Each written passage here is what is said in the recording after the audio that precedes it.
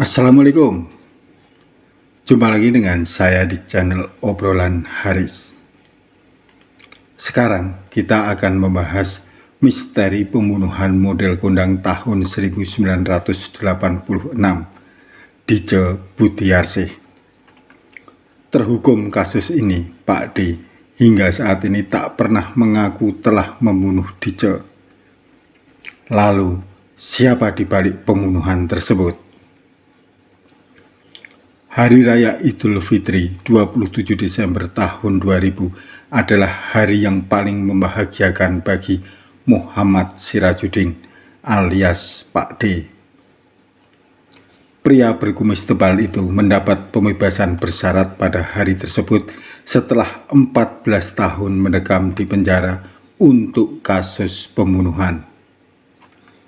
Ia keluar dari pintu gerbang Lembaga Pemasyarakatan kelas 1 Cipinang, Jakarta Timur dengan wajah sumringah. Pria kelahiran Sumeneb, Madura 9 Februari tahun 1932 itu dituduh membunuh model kondang Dice Butiarsih pada 8 September tahun 1986. Saat itu, Dice yang berwajah rupawan baru berumur 35 tahun. Konon, kecantikan Dice ini disajikan dengan Ken Dedes.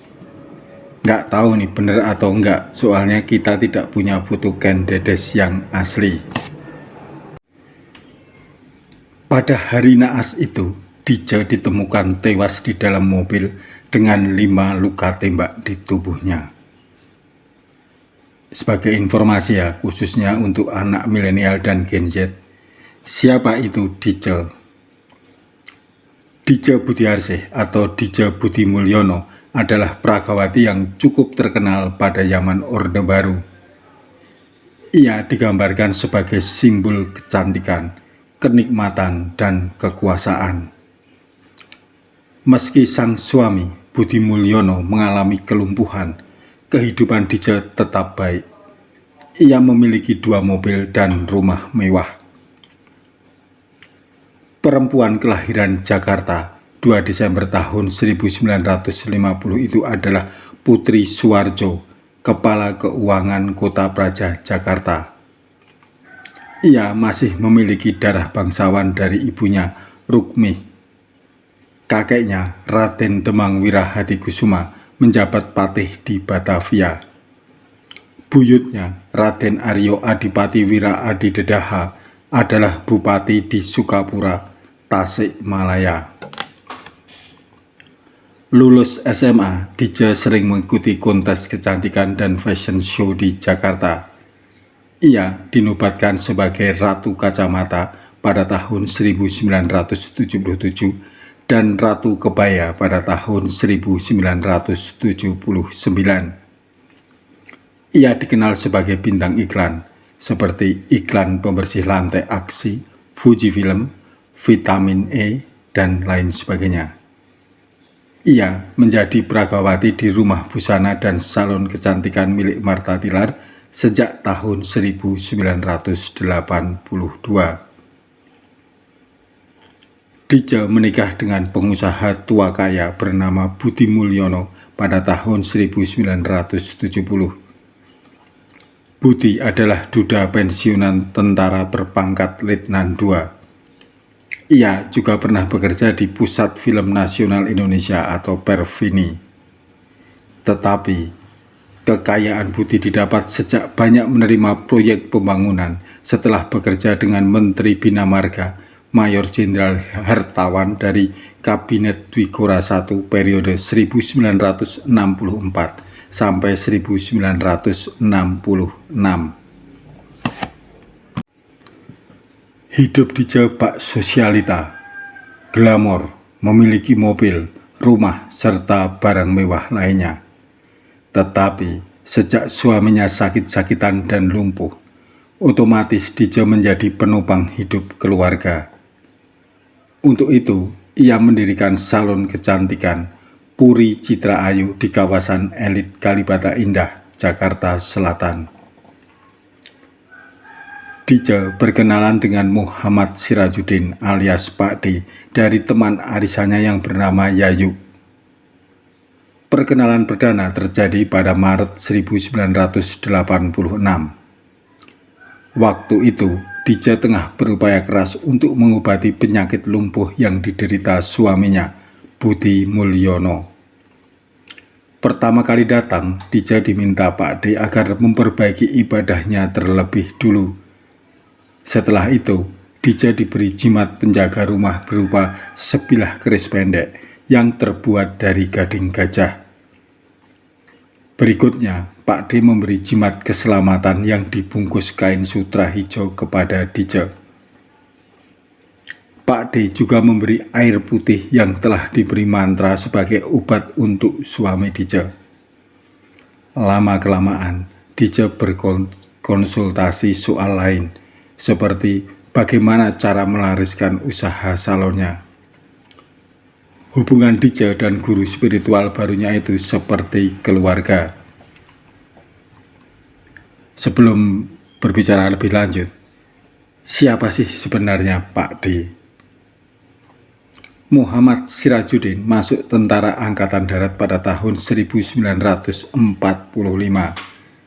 Ia berdinas di Depo Batalion Divisi 7 Untung Suropati di Malang, lalu pindah ke Surabaya. Ia pensiun dari tentara pada tahun 1961. Sejak itu, ia mulai berdagang ban bekas, membuka bengkel, dan beternak ayam bangkok.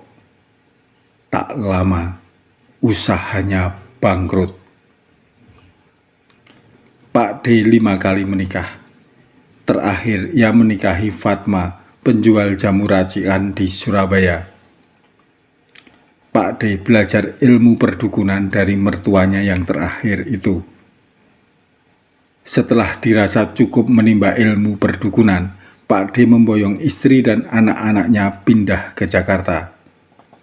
Ia tinggal di Susuan, Pasar Rebo, Jakarta Timur sejak tahun 1979.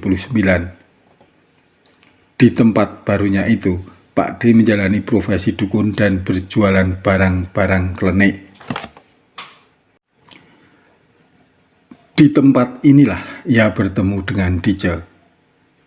Pak D beberapa kali berkunjung ke rumah Dice di kawasan Duren 3. Karena hubungan mereka dekat, Dice sering curhat kepada Pak D. Salah satu curhatannya, seperti dikutip detik.com, Dice mengaku dekat dengan pengusaha-pengusaha besar yang merupakan kerabat dekat Presiden Soeharto. Bahkan salah satu di antaranya adalah menantu sang presiden.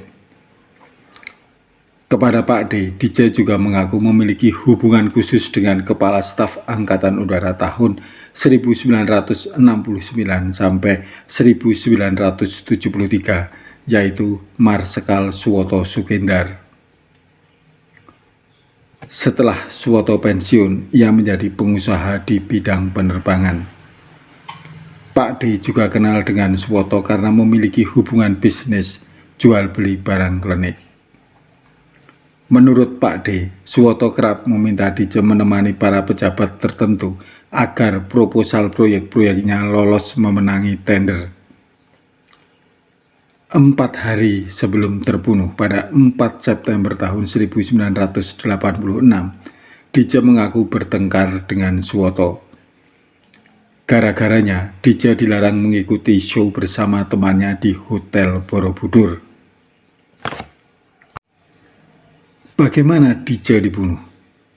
Pada 8 September tahun 1986 pukul 10 malam di Jalan Dupa, Kalibata, Jakarta Selatan, tubuh Dice ditemukan terbujur kaku di dalam mobil Honda Accord bernomor B1911YW yang mesinnya masih hidup. Di tubuhnya ditemukan 5 luka tembakan senjata api, yakni di bagian bawah telinga kanan, bahu, leher, ketiak kanan, dan punggung kanan. Namun, di dalam mobilnya tidak ditemukan bekas tembakan. Hal inilah yang kemudian menyulitkan petugas penyidik. Kasus pembunuhan DJ ditangani tim gabungan Polda Metro Jaya dan Polres Jakarta Selatan yang dipimpin oleh Letkol Muzirman, yaitu Sesdit Serse Polda Metro Jaya, Letkol Nugroho Jayusman, Kapolres Jakarta Selatan, Mayor Roni, Kapolsek Mampang, dan Letda Bereh, Kanit Serse Polsek Mampang. Tim ini disebut-sebut sempat menyelidiki kedekatan DJ dengan seorang bernama X. Ia disebut mantan karyawan perusahaan swasta yang memiliki wajah tampan.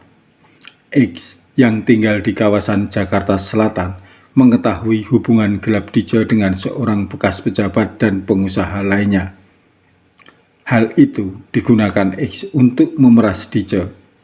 X sering meminta uang kepada DJ.